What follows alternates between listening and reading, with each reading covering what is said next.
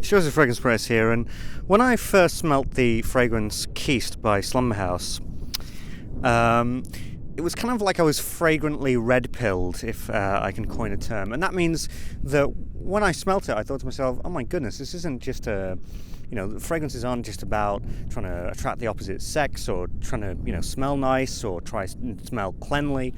They can be an art form that can make you feel so many different arrays of emotions. They can take you to different places. They can be atmospheric. They can be unbelievably poignant. But I don't think that it's a good idea being a complete snob. You can't just forget and turn your back on the house of the designers of the mass market fragrances, such as Paco Rabanne, Jean-Paul Gaultier, Giorgio Armani, because they still make good stuff. And if it wasn't for those fragrances, then none of us would even be here. We wouldn't be interested in the more indie and niche and bizarre and wacky world of fragrances. So it's good to now and then dip your toe back into that world of designer, mass market, people-pleasing fragrances, because you can, in fact, sometimes find an incredible gem that is worth your time and worth a seat in your collection. And with that, I'm very, very excited to talk about Giorgio Armani's Acqua di Gio Profumo. And just for a change, I've got a lot to talk about. What I like about presentation in fragrances is if the visuals are similar to the story that is being told, and these are. This is, of course, the same bottle shape as Acqua di Gio, but with those two colours of black and silver, it ignites a completely different thought process and a completely different connotation. The original Acqua di Gio is about somebody who is placid and calm and kind of laid back and just kind of eases his way through life. But Profumo is about that same man who is now focused, determined, confident, and has a strength in himself. There is a stronger attitude to this fragrance, and there is a stronger attitude when you look at the bottle design. And that's something I really like. And not just that, but if I can be real about it, it just looks really cool. It just looks really cool in my collection. It looks cool on the sink when I'm going to the shower. It just looks interesting, and it just looks vibrant and cool and classy, like an old school film. It's really, really solid. So I'm happy to completely give this a 4 out of 5. Of course, it does lack a little bit of originality in the fact that it is the same bottle design as Acqua di Gio, but you know what? It's a really, really strong 4 out of 5. It's extremely eye-catching and very pleasant to look at. Love the presentation. So the story of Acqua di Gio Profumo is something that we've all kind of seen before. I watched a couple of reviews of this before I did this review, which is unusual. I usually try and stay away from reviews of fragrances that I'm going to be reviewing. But the one thing that I liked is that everybody had a similar sort of take on it, even the people who didn't like it, and that is that it's a story of a confident, vibrant, alpha guy who has his shit together, but is also kind of classy. And I think that's kind of cool. I think it's great that a fragrance, people are getting the same vibe, the same story, the same connotation from that fragrance. That means that the fragrance is good at telling the story that it's trying to tell, even though the story of a confident, sexy, well put together man is a story that has been told in fragrance over and over and over again since the 1970s. But the thing that I like about this is that where that depth comes from, where that masculinity comes from, isn't like, they could have thrown, to create that depth, they could have thrown like sandalwood in there, or cedarwood, or, I don't know, thrown a shit ton of ISOE super, or vanilla for those gourmand and aromatic lovers. Damn, it's windy. But they didn't do that, they didn't. Instead, what they did was they took rosemary and thyme, which are far more herbal elements, gave it a bit of incense, which I don't really get, if I'm honest. I don't see this as an incensey fragrance per se,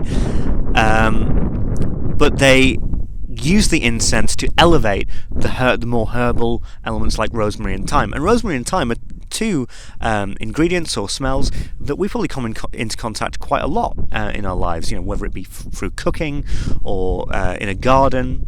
And that gives our olfactory sense a bit more to play with.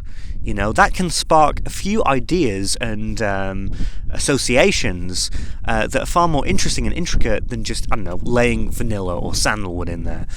And that gives this fragrance a bit of classiness, a bit of intelligence. It gives a more sort of aromatic and classier feel.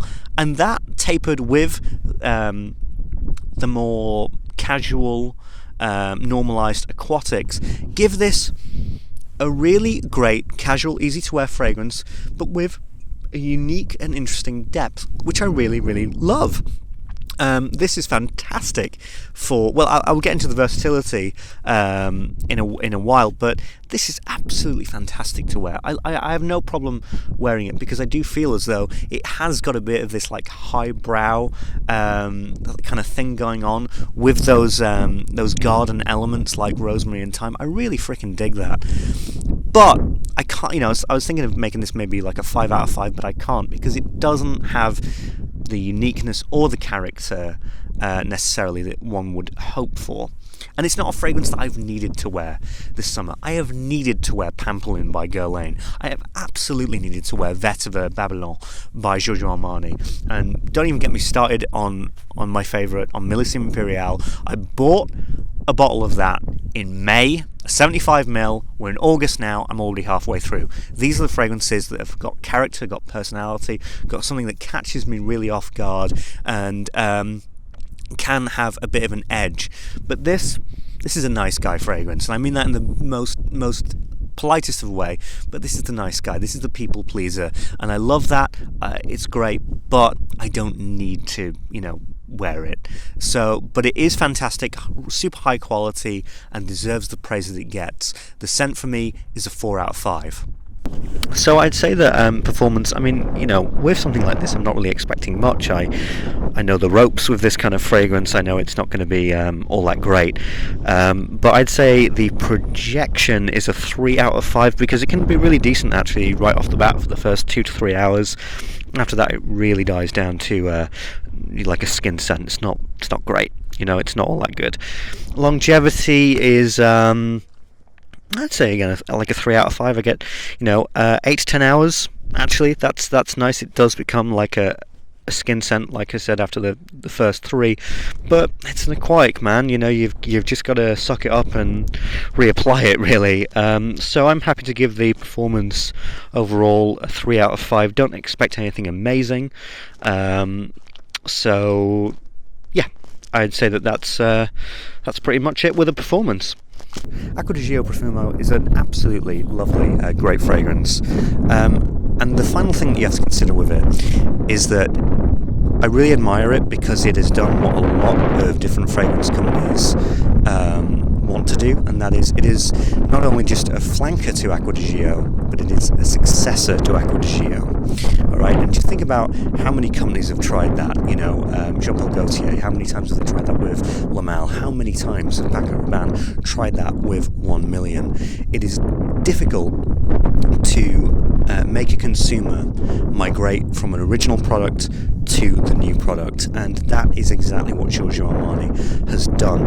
A lot of these flankers that come out are trying to be successors to the original because the original has stopped selling as much because of time.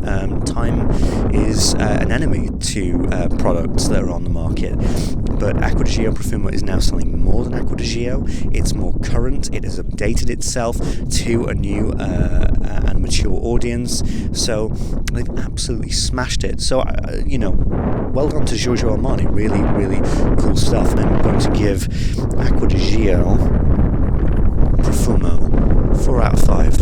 And if you're a younger viewer of mine and you're heading back into education in September, this absolutely has my seal of approval.